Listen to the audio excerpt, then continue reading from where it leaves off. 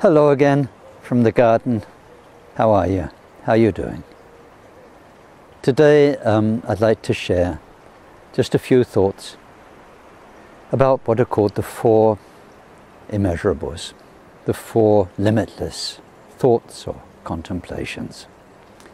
And in particular, the third one, unconditional well-being, unconditional joy. So I'm sure you're familiar with these. They're often expressed as a prayer.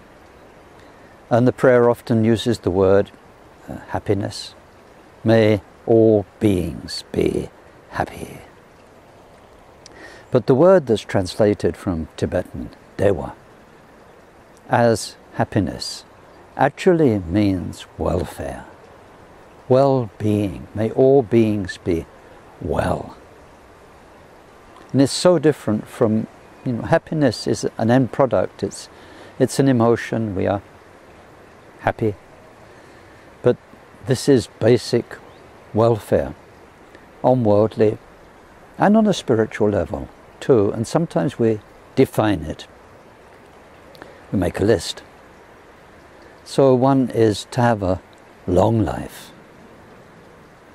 And then within that life, to have good health, to be able to enjoy it.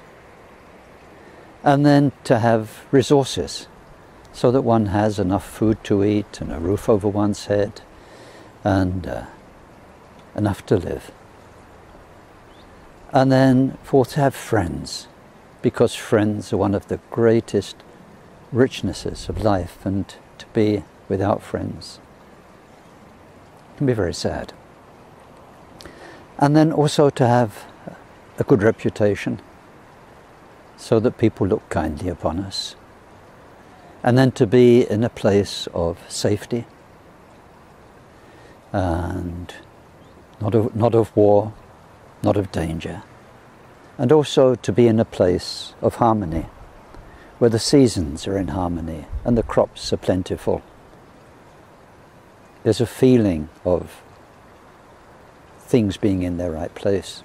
So there's a list like this, and of course when they're not there, when life is cut short, or when one falls ill, or is friendless, or is looked down upon and scorned by others, or there's war and conflict and trouble in society, all these things, then there is suffering. So we pray for people to have this welfare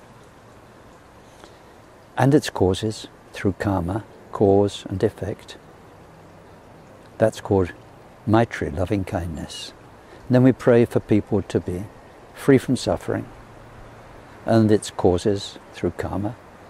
And we call that wish and the actions that go along with it, compassion. But then the third of these prayers and contemplations and states of being, because this is not just about prayer, it's about the reality of who we are and what we're doing. So the third one is to find that well-being, that joy, that happiness, which is beyond happiness and suffering. So in the prayer it just says beyond suffering. But normally, happiness and suffering in our world depend. If friends are there, we can be happy. When there are no friends, we are sad. We depend on their presence. We depend on our body's health. And then not just the worldly things, also on a Dharma sense, a spiritual sense. When we have guidance and support from the outside, then we feel very nourished. And sometimes we're separated from it, we can't get access to it, and then we feel a bit down. So this third area that we're talking about does not depend on what is other than us, than you, than me. So it comes from inside. In one way, you could say it comes from meditation. People find this on the meditation cushion, where our mind is internalized and we learn to be with ourselves, we learn to go beyond all of these thoughts about other, he or she, this or that, longing for it, missing it, all those kind of things. All the thoughts, all the feelings that go along with our interrelationship with each other and life and our karma as it unfolds and unfolds and plays, then we go beyond that to mind itself, our very own mind. And we learn to be at peace with ourselves, not just in some artificial state of meditation whereby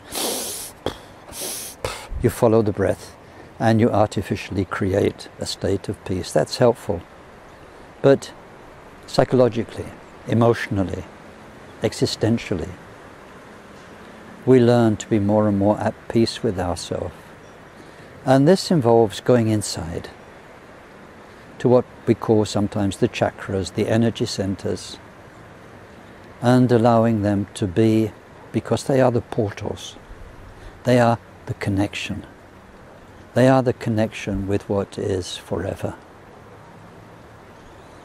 And there's a well-being in there that's beyond the conflicts, the dichotomy, the turmoil of our thoughts and feelings. It is natural. It's called a natural state.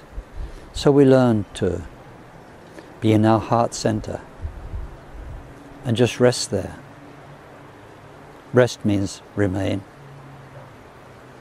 And as we learn to do that, we find we are heart connected with every other being on a relative plane, and with what is eternally sacred, beyond time and space, on the deepest of spiritual planes. And we learn to be above our head, where we visualize sometimes Chenrezig or the Guru, and to feel this transcendent blessing which comes from the light above, as it feels when you do that. And we learn to be in our lower centers, where we are so grounded and at one with our energies and the earth and all of nature. So today, and especially in these times of virus and confinement, we have an excellent opportunity to deepen this very special type of well-being. Learning to be at peace with ourselves and everyone and everything. Now, the other day I was talking about nature and how it's so helpful to learn to be aware, to touch the leaves, to touch the stones, to breathe the air, to take your shoes off and walk. Now, there we do depend on something, but in the past, our great meditators always were told that nature is very conducive to helping us go inside and learn to be at one with ourselves.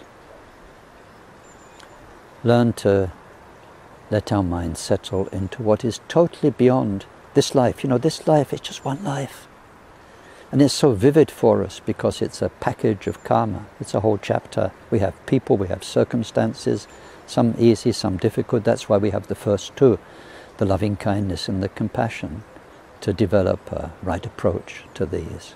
But in this third area, we're looking at our inner being, which learns to find something beyond the details of this life, to connect with the past and the future and everything. Now, when all of that is taken finer and finer, purer and purer, then we end up with the fourth area, which is the great equanimity, where we are everyone and everything. And the turmoil and the contradictions and the dichotomy and the duality, they're all gone. Gone. We are gone, gone. Gone beyond, as the mantra says, into the utter perfection that's always been there. See you soon.